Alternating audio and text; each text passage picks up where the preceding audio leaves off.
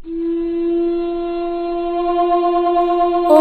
श्री गणेशाय नमः। ओम नमः शिवाय। नमस्कार दोस्तों, स्वागत है आपका हमारे YouTube channel Shraddha and faith में। दोस्तों, आज हम प्रस्तुत कर रहे हैं सोमवार व्रत कथा। एक ऐसी पवित्र कथा जो न केवल श्रद्धा और भक्ति का प्रतीक है, बल्कि जीवन में सुख समृद्धि और शांति का संदेश भी देती है। सोमवार का दिन भगवान शिव को समर्पित होता है। इस दिन का व्रत रखने से मन की शुद्धि, इच्छाओं की पूर्ति और जीवन में सकारात्मक ऊर्जा का संचार होता है। तो चलिए दोस्तों, आज के वीडियो में हम श्रवण करें सोमवार व्रत की एक चमत्कारी कथा। तो प्रेम से बोलिए हर हर महादेव।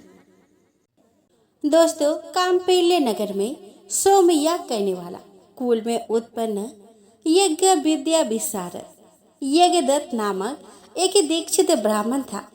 वह वेद वेदांग का ज्ञाता, प्रबुद्ध, वेदांत आदि में दक्ष, अनेक राजाओं से सम्मानित, परम उदार और यशस्वी था।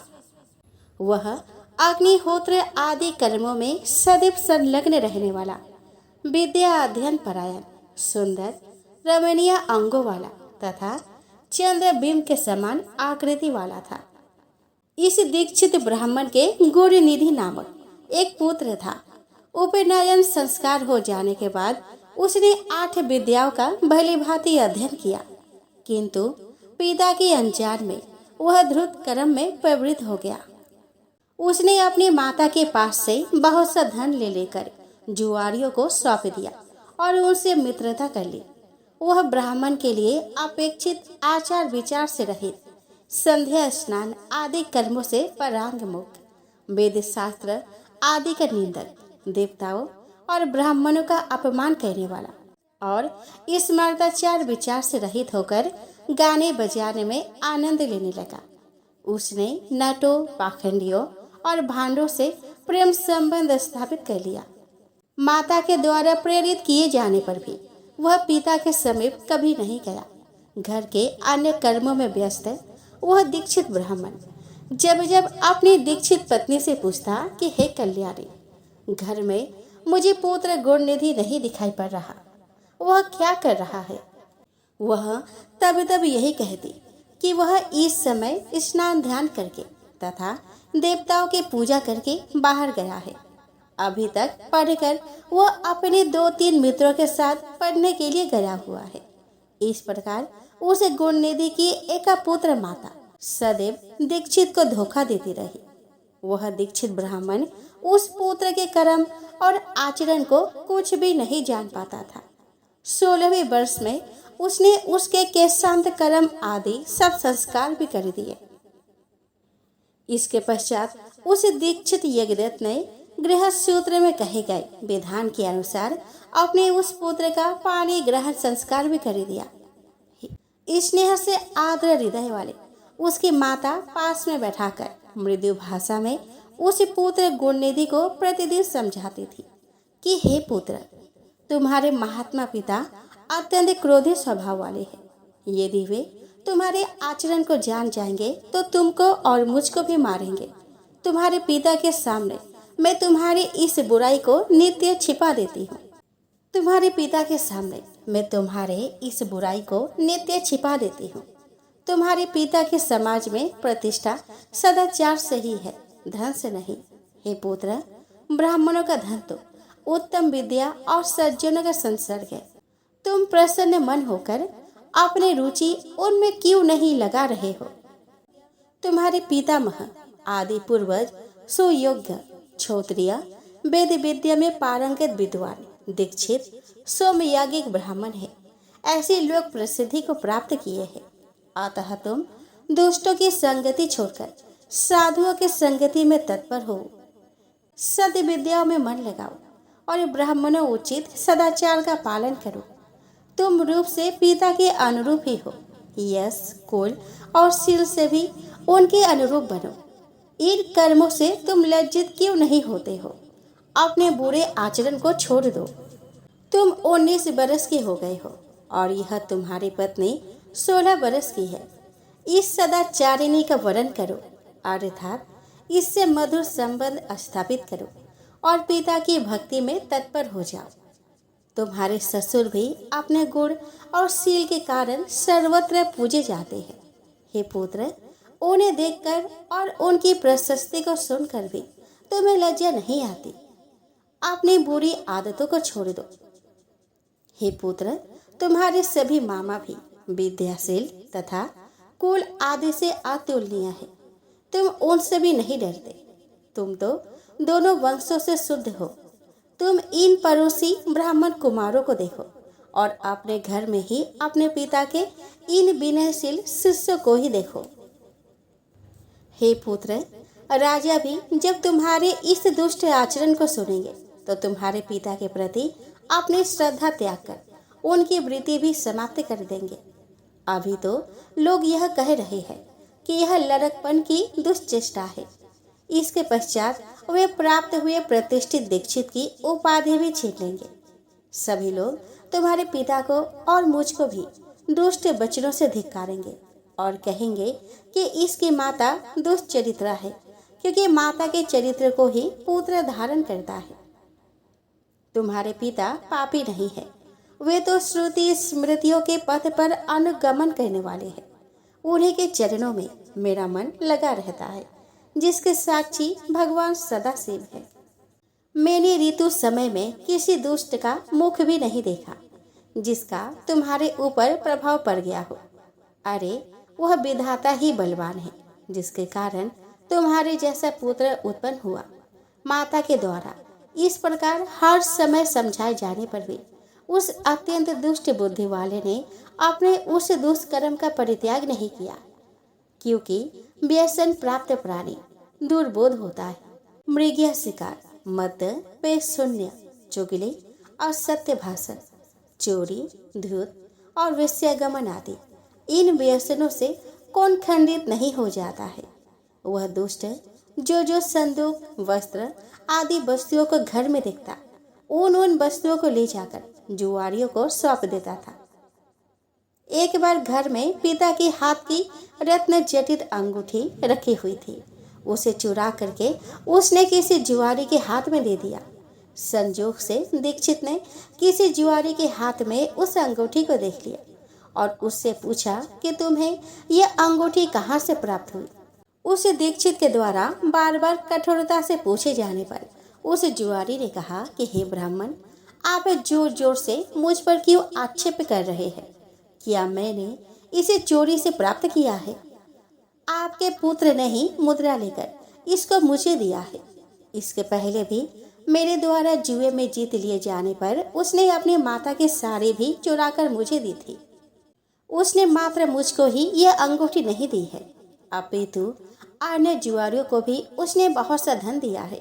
रत्नों की संदूक, रेशमी वस्त्र, सोने की झाड़ी आदि वस्तुएं, अच्छे अच्छे कांसे और तांबे के पात्र भी उसने दिए हैं। जुआरी लोग उसे प्रतिदिन नग्न करके बांधते रहते हैं। इस भूमंडल पर उसके समान कोई दूसरा जुआरी नहीं है। हे विप्र, आज तक आप जुआरियों में अग्रणी और अविनय तथा अनीति में प्रवीण अपने पुत्र को क्यों जान नहीं सके? ऐसा सुनकर लज्जा के भार से उस ब्राह्मण का सिर झुक गया। अपने सिर को वस्त्र से ढककर वह अपने घर चला गया। तदंतर वह स्रोत कर्म परायण दीक्षित यज्ञदत्त अपने महान प्रतिव्रता पत्नी से कहने लगा। यज्ञदत्त बोला कि हे दीक्षित आयन, ध्रुत पुत्र गुणनिधि कहाँ है? कहीं भी बैठा हो, उससे क्या लाभ है? वह मेरी सुंदर सी अंगूठी कहाँ है? तुमने मेरे शरीर में तेल, उपटन आदि लगाने के समय मेरी अंगुली से जिसको निकाल लिया था, उस रत्न जड़ित अंगूठी को लाकर शीघ्र ही मुझे दे दो। उसके इस वचन को सुनकर वो दीक्षितायन भयभीत हो उठी और बोली कि इस समय मैं मध्याह्न काल की स्नान क्रिया को संपन्न कर रही हूँ। देव पूजा के लिए अर्पित की जाने वाली सामग्रियों को एकत्रित करने में व्याकुल हूँ। हे अतिथि प्रिय, यह अतिथियों का समय कहीं अतिक्रम न कर जाए, इसीलिए मैं भोजन बनाने में व्यस्त हूँ। मैंने किसी पात्र में अंगूठी को रख दिया है, अभी याद नहीं आ रहा है। दीक्षित बोला कि अरे दुष्ट पुत्र को उत्पन्न करने वाली, हे सदा सच बोलने वाली, मैंने जब जब तुझसे यह पूछा कि पुत्र कहाँ गया है, तब तब तूने यही कहा कि हे नाथ, अभी पढ़कर वह अपने 2-3 मित्रों के साथ पुनः पढ़ने के लिए बाहर चला गया है। हे पत्नी, तुम्हारी इस मंजीठी रंग की साड़ी कहाँ है, जिसको मैंने तुम्हें दिया था, जो घर में रोज टंगी रहती थी? सच सच बताओ, डरो मत। मणि जतीत वह सोने की झाड़ी भी इस समय नहीं दिखाई दे रही है, और ना तो वह रेशमी त्रिपटी दुपट्टा ही दिखाई दे रहा है, जिसको रखने के लिए तुम्हें मैंने दिया था। दक्षिण देश में बनने वाला वह कांसे का पात्र और गौड़ देश में बनने वाले वह तांबे की घंटी कहाँ है? हाथी दांत से बनी हुई वह सुख देने वाली मचिया कहाँ है? पर्वतीय क्षेत्र में पाई जाने वाली चंद्रकांत मणि के समान अद्भुत हाथ में दीपक लिए वो श्रृंगार युक्त साल भंजिका कहाँ है? अरे आदि कहने से लाभ ही क्या? हे कुलजय, मैं तुझ पर व्यर्थी क्रोध कर रहा हूँ। आप तो मेरा भोजन तभी होगा जब मैं दूसरा विवाह कर लूंगा। कुल को दूषित करने वाले उस दुष्ट के रहते हुए भी अब मैं निसंतान हूँ। उठो और जल लाओ, मैं उसे तिलांजलि देता हूँ। कुल को कलंकित करने वाले कुपुत्र की अपेक्षा मनुष्य का पुत्रहीन होना श्रेयस्कर है। कुल की भलाई के लिए एक का परित्याग कर देना चाहिए, यह सनातन नियम है। तदंतर उस दीक्षित ब्राह्मण ने स्नान करके अपने नित्य क्रिया संपन्न करके उसी दिन किसी क्षत्रिय ब्राह्मण की कन्या को प्राप्त करके उसके साथ विवाह कर लिया। उन्हीं वृतांत को सुनकर वह दीक्षित पुत्र अपने भाग्य की निंदा करके किसी दिशा को देखकर अपने घर से चल पड़ा। कुछ काल तक चलने के पश्चात वह यज्ञदत्त पुत्र दुष्ट गुणनिधि थके जाने के कारण उत्साहहीन होकर वहीं रुक गया। वह बहुत बड़ी चिंता में पड़ गया कि अभी मैं क्या करूं, कहाँ जाऊं। मैंने विद्या का अभ्यास भी नहीं किया और ना तो मेरे पास अत्यधिक धन ही है। दूसरे देश में तत्काल सुख तो उसी को प्राप्त होता है जिसके पास धन रहता है। यद्यपि धन रहने पर चोर से भय होता है, किंतु यह विघ्न सर्वत्र उत्पन्न हो सकता है। अरे याजक के कुल में जन्म होने पर भी मुझ में इतना बड़ा दुर्व्यसन कैसे आ गया, यह आश्चर्य है। किंतु भाग्य बड़ा बलवान है, वही मनुष्य के भावी कर्म का अनुसंधान करता है। मैं भिक्षा मांगने के लिए नहीं जाता हूँ। मेरा यहाँ कोई परिचित भी नहीं है और न मेरे पास कुछ धन ही है। मेरे लिए कोई शरण तो होनी ही चाहिए। सदैव सूर्योदय होने के पूर्व ही मेरी माता मुझे मधुर भोजन देती थी। आज मैं यह किससे मांगू? मेरी माता भी तो यहाँ नहीं है। इस प्रकार बहुत सी चिंता करते हुए वृक्ष के नीचे बैठे बैठे वह अत्यधिक दिनहीन हो उठा। इतने में सूर्य अस्ताचल को चला गया। इसी समय कोई शिव भक्त मनुष्य अनेक प्रकार के परम दिव्य पूजा सामग्री को लेकर शिवरात्रि के दिन उपवास पूर्वक महेश्वर की पूजा करने के लिए अपने परिवार जनों के साथ नगर से बाहर निकला। शिव जी में रत चित्त वाले उस भक्त ने शिवालय में प्रवेश करके सावधान मन से यथोचित रूप से शंकर की पूजा की। भगवान शिव के लिए लगाए गए नैवेद्य के पकवानों की गंध को सुनकर पिता के द्वारा परित्यक्त, मात्रहीन तथा भूख से व्याकुल यज्ञदत्त का पुत्र वह ब्राह्मण गुणनिधि उसके पास पहुंचा। उसने सोचा कि यह सभी शिव भक्त जब रात्रि में सो जाएंगे तब मैं शिव पर चढ़ाए गए उस विविध नैवेद्य को भाग्यवश प्राप्त करूंगा। ऐसी आशा करके वह भगवान शंकर के द्वार पर बैठ गया। उसने सोचा कि यह सभी शिव भक्त जब रात्रि में सो जाएंगे तब मैं शिव पर चढ़ाए गए उस विविध नैवेद्य को भाग्यवश प्राप्त करूंगा। ऐसी आशा करके वह भगवान शंकर के द्वार पर बैठ गया और उस भक्त के द्वारा की गई महापूजा को देखने लगा। भक्त लोग जिस समय भगवान शिव के सामने नृत्य गीत आदि करके सो गए, उसी समय वह नैवेद्य को लेने के लिए भगवान शिव के मंदिर में घुस गया। वहां पर जल रहे दीपक के प्रकाश को मंद देखकर पकवानों को देखने के लिए अपने उत्तरीय वस्त्र को फाड़ करके बत्ती बनाकर दीपक को प्रकाशित कर यज्ञदत्त के उस पुत्र ने आदर पूर्वक शिव के लिए लगाए गए बहुत से पकवानों के नैवेद्य को एकाएक सहस्र उठा लिया। इसके बाद उस पकवानों को लेकर शीघ्र ही बाहर जाते हुए उसके पैर के आघात से कोई सोया हुआ व्यक्ति जग उठा। शीघ्रता कहने वाला, यह कौन है, इसे पकड़ो। इस प्रकार भययुक्त ऊंची वाणी में वह व्यक्ति चिल्लाने लगा। भयवश वह ब्राह्मण जब भाग रहा था, उसी समय वहां पूर्व रक्षकों ने पहुंचकर उसे मारा, जिससे वह अंधा होकर तत्काल मर गया। इसके पश्चात उस मरे हुए ब्राह्मण को यमलोक ले जाने के लिए पास मुदगर हाथ में लिए हुए यम के भयंकर दूत वहां आकर उसे बांधने लगे। इतने में छोटी छोटी घंटियों से युक्त, आभूषण धारण किए हुए और हाथ में त्रिशूल से युक्त हो शिव के पार्षद दिव्य विमान लेकर उसे ले जाने के लिए वहां पे आ गए। शिवगण बोले कि हे यमराज के घरों, इस परम धार्मिक ब्राह्मण को छोड़ दो। यह ब्राह्मण दंड के योग्य नहीं है। इसके समस्त पाप भस्म हो चुका है। इसके अनंतर शिव पार्षदों के वचन सुनकर यमराज के गण आश्चर्यचकित हो गए और महादेव जी के गणों से कहने लगे।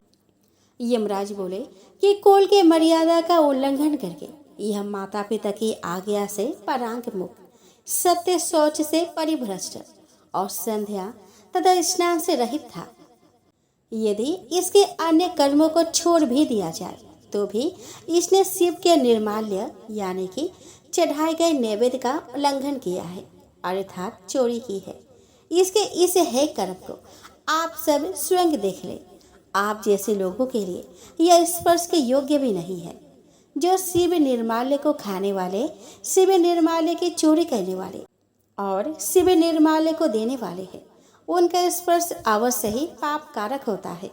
विष को जानबूझकर पी लेना श्रेयस्कर है और अछूत का स्पर्श कर लेना भी अति उत्तम है, किंतु कंठगत प्राण होने पर भी शिव निर्माल्य का सेवन उचित नहीं है। धर्म के विषय में आप सब जिस प्रकार प्रमाण हैं, वैसे हम लोग नहीं है। हे शिवगण सुनिए, यदि इसमें धर्म का लेश मात्र भी हो तो हम सब उसे सुनना चाहते हैं। यम के दूत की इस बात को सुनकर शिव के पार्षद भगवान शिव के चरण कमल का स्मरण करके कहने लगे कि हे यम किंकरो, जो सूक्ष्म शिव धर्म है, जिन्हें सूक्ष्म दृष्टि वाले ही जान सकते हैं, उन्हें आप सदृश स्थूल दृष्टि वाले कैसे जान सकते हैं। हे यमदूतों, पाप रहित इस यज्ञदत्त पुत्र ने यहाँ पर जो पुण्य कर्म किया है, उसे सावधान होकर सुनो। इसने शिवलिंग के शिखर पर पड़ रही दीपक की छाया को दूर किया और अपने उत्तरीय वस्त्रों को फाड़कर उससे दीपक की वर्तिका बनाई और फिर उससे दीपक को पुनः जलाकर उसे रात्रि में शिव के लिए प्रकाश किया। हे किंकरो, इसने उस कर्म के अतिरिक्त अन्य भी पुण्य कर्म किया है। शिव पूजा के प्रसंग में इसने शिव के नामों का श्रवण किया और स्वयं उनके नामों का उच्चारण भी किया है। भक्त के द्वारा विधिवत की जा रही पूजा को इसने उपवास रखकर बड़े ही मन योग से देखा है। अतः इन पुण्य के प्रभाव से यह आज ही हम लोगों के साथ शिव लोक को जाएगा।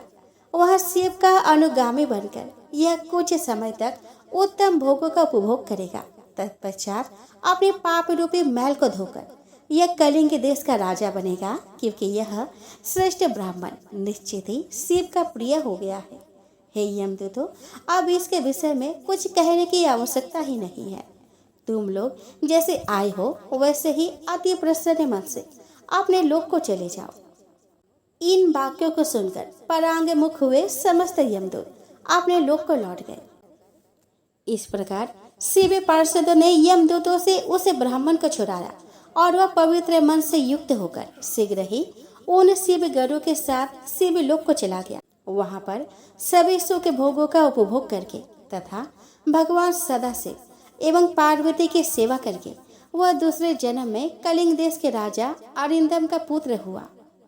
ऋषि बोले कि सूत जी, आपने संक्षेप से भगवान विष्णु के उत्तम महात्म्य का वर्णन किया, जो समस्त पापों का अपहरण करने वाला और परम पवित्र है। हमने भी उसे ध्यान पूर्वक सुना है। अब हम लोग त्रिपुर विनाशक शिव जी के महात्म्य और उनके मंत्रों की महिमा को सुनना चाहते हैं। सूत जी ने कहा कि मुनियों, मरण धर्म मनुष्य के लिए इतना ही सबसे उत्तम एवं सनातन श्रेय है कि भगवान महेश्वर की कथा में अकारण भक्ति भाव का उदय हो। समस्त पुण्य श्रेय के संपूर्ण साधनों और समस्त यज्ञों में जप यज्ञ को ही सर्वोत्तम माना गया है। जैसे सभी देवताओं में त्रिपुरारी भगवान शंकर श्रेष्ठ है, उसी प्रकार सभी मंत्रों में शिव का षडाक्षर मंत्र श्रेष्ठ है। उसी को प्रणव से रहित होने पर पंचाक्षर मंत्र भी कहते हैं। वह जप करने वाले पुरुषों को मोक्ष देने वाला है। मुनि इस मंत्र का सम्यक रूप से सेवन करते हैं। शिव जी के शुभ पंचाक्षर मंत्र में सर्वज्ञ परिपूर्ण सच्चिदानंद स्वरूप भगवान शिव सदा रमते रहते हैं। यह मंत्र राज संपूर्ण उपनिषदों का आत्मा है। इसके जप से जब मुनियों ने निरामय पर ब्रह्म का साक्षात्कार किया है। नमः शिवाय मंत्र में नमः पद के अर्थभूत नमस्कार के द्वारा जीव भाव परमात्मा शिव में मिलकर तद्रूप हो जाता है। अतः वह मंत्र साक्षात पर ब्रह्म स्वरूप है। संसार बंधन में बंधे हुए देहधारियों की हित की कामना से स्वयं भगवान शिव ने ओम नमः शिवाय इस आदि मंत्र का प्रतिपादन किया है। जिसके हृदय में ओम नमः शिवाय यह मंत्र निवास करता है, उसके लिए बहुत से मंत्र, तीर्थ, तप और यज्ञों की क्या आवश्यकता है। देहधारी मनुष्य तभी तक दुखों से भरे हुए इस भयंकर संसार में भटकते हैं जब तक कि वे एक बार भी इस षडाक्षर मंत्र का उच्चारण नहीं करते। यह षडाक्षर मंत्र संपूर्ण ज्ञानों की निधि है। यह मोक्ष मार्ग को प्रकाशित करने वाला दीपक है। अविद्या के समुद्र को सोखने वाला वडवा नल है और महान पातकों के जंगलों को जला डालने वाला दवा नल है। अतः यह पंचाक्षर मंत्र सब कुछ देने वाला माना गया है। इसे मोक्ष की अभिलाषा रखने वाले स्त्री, समुदाय, शूद्र और वर्ण संकर धारण कर सकते हैं। इस मंत्र के लिए दीक्षा, होम, संस्कार, तर्पण, समय शुद्धि तथा गुरु मुख से उपदेश आदि की आवश्यकता नहीं है। यह मंत्र सदा पवित्र है। शिव यह 2 अक्षर का मंत्र है। बड़े बड़े पातकों का नाश करने में समर्थ है और उसमें नमः पद जोड़ दिया गया, तब तो वह मोक्ष देने वाला हो जाता है। जो गुरु निर्मल, शांत, साधु, स्वल्पभाषी, कम क्रोध से रहित, सदाचारी और जितेंद्रिय हो, उनके द्वारा दयापूर्वक दिया हुआ मंत्र शीघ्र ही सिद्ध हो जाता है। प्रयाग, पुष्कर, केदार, सेतुबंध, गोकर्ण और नैमिषारण्य यह सभी क्षेत्र मनुष्य को शीघ्र ही सिद्धि प्रदान करने वाला है। मथुरापुरी में दासाहर नाम से विख्यात एक राजा हो गए हैं, जो यदु कुल में श्रेष्ठ, बुद्धिमान, अत्यंत उत्साही और महान बलवान थे। वे शास्त्रों के ज्ञाता, नीति युक्त वचन बोलने वाले, शूरवीर, धैर्यवान तथा परम कांतिवान थे। अनेक शास्त्रों के तात्पर्य को जानने में राजा ने कुशलता प्राप्त की थी। वे उदार, रूपवान, तरुण तथा शुभ लक्षणों से सुशोभित थे। उन्होंने काशी राज की पुत्री कलावती के साथ विवाह किया था। विवाह करके घर आने पर रात्रि में पलंग पर बैठी हुई उस स्त्री को राजा ने अपने पास बुलाया। पति के बुलाने पर भी वह उनके समीप नहीं आई। तब राजा ने उसे बलपूर्वक अपने सैया पर ले आने के लिए उठे। यह देखकर रानी ने कहा कि महाराज, मैं कारण का ज्ञान रखने वाली तथा व्रत में तत्पर हूँ, मेरा स्पर्श न कीजिए। आप तो धर्म अधर्म को जानते हैं, अतः मेरे ऊपर बल प्रयोग न कीजिए। पति पत्नी में प्रेम पूर्वक जो समागम होता है, एक दूसरे की प्रसन्नता को बढ़ाने वाला है। बलपूर्वक स्त्रियों का संभोग करने से पुरुषों को क्या प्रसन्नता होती है और कौन सा सुख मिलता है। जो प्रेम न करती हो, रोगिणी हो, गर्भवती अथवा किसी व्रत का पालन करने वाली हो, रजस्वला और रति की इच्छा न रखने वाली हो, ऐसी स्त्री के साथ पुरुषों का बलपूर्वक समागम की इच्छा नहीं रखनी चाहिए। रानी के इस प्रकार कहने पर भी राजा दशहर ने उसकी बात नहीं मानी। रानी का शरीर तपाए हुए लोहे के पिंड के समान तप रहा था। उसका स्पर्श करते ही सहसा राजा का अंग अंग जलने लगा। उन्होंने भय से बेबल होकर अपने शरीर को जलाने वाली रानी को छोड़ दिया। राजा बोले कि प्रिय, यह तो बड़े आश्चर्य की बात है कि पल्लव के समान कोमल यह तुम्हारा शरीर अग्नि के समान तप्त कैसे हो गया। रानी ने उत्तर दिया कि राजन, बचपन में मुनिवर दुर्वासा ने मुझ पर दया करके शिव जी के पंचाक्षर मंत्र का उपदेश किया था। इस मंत्र के प्रभाव से मेरा शरीर निष्पाप हो गया है। पापी पुरुष इसका स्पर्श नहीं कर सकते। महाराज, आपने स्वभाव से ही मदिरा पीने वाली उल्टा और वेश्याओं का सेवन किया है। आप पवित्र मंत्र का जप और भगवान शंकर की आराधना भी नहीं करते, फिर मेरा स्पर्श कैसे कर सकते हैं। राजा बोले कि सुंदरी, तुम मुझे भी भगवान शंकर के शुभ पंचाक्षर मंत्र का उपदेश करो। रानी ने कहा कि आप मेरे गुरु हैं, मैं आपको उपदेश नहीं कर सकती। आप मंत्र वेत्ताओं में श्रेष्ठ गुरु गर्गाचार्य के समीप जाइए। इस प्रकार बातचीत करते हुए दोनों पति पत्नी गर्ग मुनि के समीप गए और उनके चरणों में मस्तक रखकर प्रणाम किया। तत्पश्चात राजा ने विनीत भाव से एकांत में कहा, गुरुदेव, आपका हृदय दया से भरा हुआ है। आप मुझे भगवान शिव के पंचाक्षर मंत्र का उपदेश देकर कृतार्थ कीजिए। राजा के इस प्रकार प्रार्थना करने पर विप्रवर गर्गाचार्य दोनों दंपति को यमुना जी के महान पुण्य उत्तम तट पर ले गए। वहां गुरु जी एक पवित्र वृक्ष के मूल भाग में बैठ गए। राजा ने उपवास पूर्वक उस पुण्य तीर्थ के निर्मल जल में स्नान किया। तब उन्होंने राजा को पूर्व अभिमुख बैठाकर भगवान शिव के चरणारविंदों में नमस्कार किया और राजा के मस्तक पर हाथ रखकर उन्होंने शिव स्वरूप पंचाक्षर मंत्र का उपदेश दिया। उस मंत्र को धारण करते ही गुरु जी के हस्त कमल का स्पर्श होने से राजा दशहर के शरीर से करोड़ों पाप कौओं का रूप धारण करके बाहर निकल गए। तब गुरु गर्गाचार्य ने कहा कि राजन, भगवान शिव का पंचाक्षर मंत्र जब तुम्हारे हृदय में पहुंचा, तभी तुम्हारे कोटि कोटि पाप कौओं के रूप में बाहर निकल गए। सहस्रों कोटि जन्मों में जो पाप राशि संचित की गई हो, वह शिव के पंचाक्षर मंत्रों को धारण करते ही क्षण भर में भस्म हो जाती है। राजन, इस समय तुम्हारे करोड़ों पातक जल गए। अब तुम पवित्र चित होकर अपने इस रानी के साथ सुखपूर्वक विहार करो। ऐसा कहकर मुनि श्रेष्ठ गर्ग जी उन दोनों दंपति के साथ घर को लौटे। तदंतर गुरु जी से आज्ञा लेकर राजा और रानी प्रसन्नता पूर्वक महल में चले गए। यह पंचाक्षर मंत्र संपूर्ण वेद, उपनिषद, पुराण और शास्त्रों का आभूषण है। सभी पापों का नाश करने वाली है। इस प्रकार मैंने पंचाक्षर मंत्र का महान प्रभाव संक्षेप में बताया है। दोस्तों, एक समय की बात है। किसी नगर में एक साहूकार रहता था। उसके घर में धन की कोई कमी नहीं थी, लेकिन उसकी कोई संतान नहीं थी। इस कारण वह बहुत दुखी था। पुत्र प्राप्ति के लिए वह प्रत्येक सोमवार व्रत रखता था और पूरी श्रद्धा के साथ शिव मंदिर जाकर भगवान शिव और पार्वती जी की पूजा करता था। उसकी भक्ति देखकर एक दिन माँ पार्वती प्रसन्न हो गई और भगवान शिव से उस साहूकार की मनोकामना पूर्ण करने का आग्रह किया। पार्वती जी की इच्छा सुनकर भगवान शिव ने कहा कि हे पार्वती, इस संसार में हर प्राणी को उसके कर्मों का फल मिलता है और जिसके भाग्य में जो हो उसे भोगना ही पड़ता है।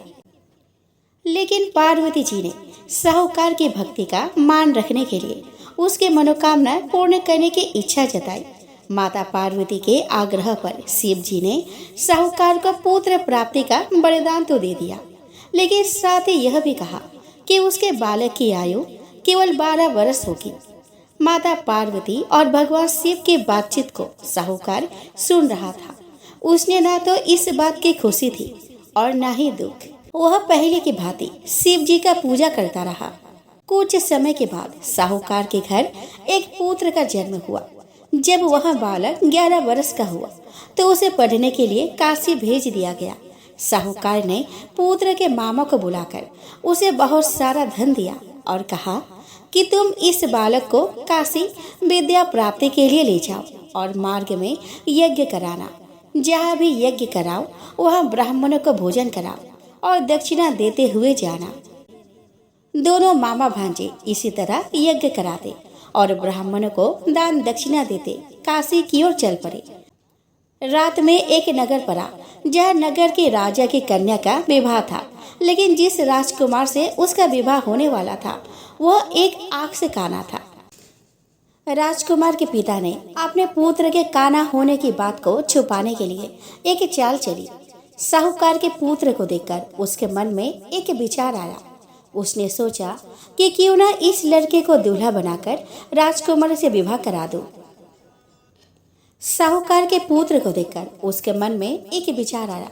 उसने सोचा कि क्यों ना इस लड़के को दूल्हा बनाकर राजकुमारी से विवाह करा दूं। विवाह के बाद इसको धन देकर विदा कर दूंगा और राजकुमारी को अपने नगर ले आऊंगा। लड़के को दूल्हे के वस्त्र पहनाकर राजकुमारी से विवाह कर दिया गया, लेकिन साहूकार का पुत्र ईमानदार था। उसे यह बात न्याय संगत नहीं लगी। उसने अवसर पाकर राजकुमारी के चुनने के पल्ले पर लिखा कि तुम्हारा विवाह तो मेरे साथ हुआ है, लेकिन जिस राजकुमार के संग तुम्हें भेजा जाएगा वह एक आंख से काना है। मैं तो काशी पढ़ने जा रहा हूँ। जब राजकुमारी ने चुन्नी पर लिखी बातें पढ़ी तो उसने अपने माता पिता को यह बात बताई। राजा ने अपने पुत्री को विदा नहीं किया, जिससे बारात वापस चली गई। दूसरी ओर साहूकार का लड़का और उसका मामा काशी पहुँचे और वहां जाकर उन्होंने यज्ञ किया। जिस दिन लड़के की आयु 12 साल की हुई उसी दिन यज्ञ रखा गया। लड़के ने अपने मामा से कहा कि मेरी तबीयत कुछ ठीक नहीं है। मामा ने कहा कि तुम अंदर जाकर सो जाओ। शिव जी के वरदान अनुसार कुछ ही देर में उस बालक के प्राण निकल गए। मृत भांजे को देखकर उसके मामा ने विलाप शुरू कर दिया। संजोग बस उसी समय शिव जी और माता पार्वती उधर से जा रहे थे। पार्वती जी ने भगवान से कहा कि स्वामी, मुझे इसके रोने के स्वर सहन नहीं हो रहा। आप इस व्यक्ति के कष्ट को अवश्य दूर करें। जब शिव जी मृत बालक के समीप गए तो वह बोले कि यह उसी साहूकार का पुत्र है जिसे मैंने 12 वर्ष की आयु का बलिदान दिया था। अब इसकी आयु पूरी हो चुकी है। लेकिन मातृ भाव से विभोर माता पार्वती ने कहा कि हे महादेव, आप इस बालक को और आयु देने का कृपा करें, अन्यथा इसके वियोग में इसके माता पिता भी तड़प तड़प कर मर जाएंगे। माता पार्वती के आग्रह पर भगवान शिव ने उस लड़के को जीवित होने का वरदान दिया। शिव जी की कृपा से वह लड़का जीवित हो गया। शिक्षा समाप्त करके लड़का मामा के साथ अपने नगर की ओर चल दिया। दोनों चलते हुए उसी नगर में पहुंचे जहां उसका विवाह हुआ था। उस नगर में भी उन्होंने यज्ञ का आयोजन किया। उस लड़के के ससुर ने उसे पहचान लिया और महल में ले जाकर उसकी खातिरदारी की और अपनी पुत्री को विदा किया। इधर साहूकार और उसकी पत्नी भूखे प्यासे रहकर बेटे की प्रतीक्षा कर रहे थे। उन्होंने प्रण कर रखा था कि यदि उन्हें अपने बेटे की मृत्यु का समाचार मिला तो वह भी प्राण त्याग देंगे, परंतु अपने बेटे के जीवित होने का समाचार पाकर वह बेहद प्रसन्न हुए। उसी रात भगवान शिव ने व्यापारी के स्वप्न में आकर कहा कि हे सृष्टि, मैंने तेरे सोमवार के व्रत करने और व्रत कथा सुनने से प्रसन्न होकर तेरे पुत्र को लंबे आयु प्रदान की है। इसी प्रकार जो कोई सोमवार व्रत करता है या कथा सुनता या पढ़ता है उसके सभी दुख दूर होते हैं और समस्त मनोकामनाएं पूर्ण होती है।